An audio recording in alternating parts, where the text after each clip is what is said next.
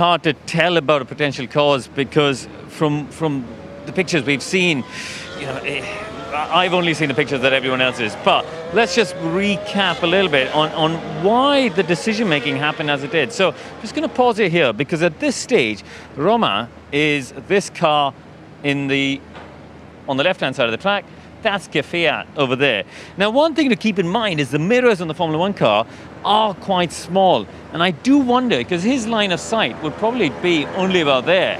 And I do wonder if he didn't realize that Kvyat was alongside him. Because if we start playing it along, he now makes an aggressive move across. And Kvyat's got nowhere to go.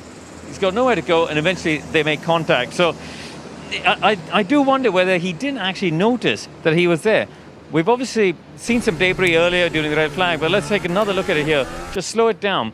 There's Stroll off in the runoff area, and if you just keep watching, you'll see a black bit of carbon come off his car. There it goes. It's coming now, flying towards this McLaren that we're on board with. So that's a debris that's coming off the car.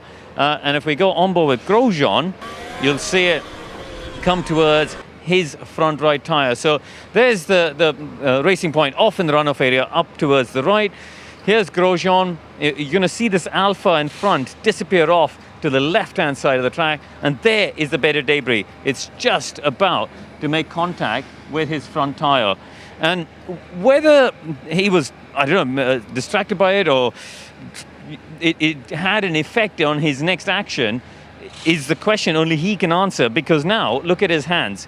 This is where he's still on the left-hand side of the track, and he makes an aggressive turn to the right. I think he's actually, I'm not convinced that the debris did anything. I think he's looking at all this happening up here. He's looking at where Kimi's there, and he's thinking Kimi is going to rejoin here, in which case I need to make room for Kimi to rejoin on the left side of the track, so I need to go somewhere there.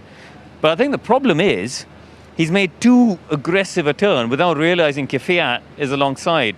And that's what's created the impact that's finally set him off towards the barrier. So, as I said, there's question marks as to that decision-making process that only Roma can answer. But I can only put myself as a driver who's been in wheel-to-wheel battle on the opening lap and try and understand the decision-making process there.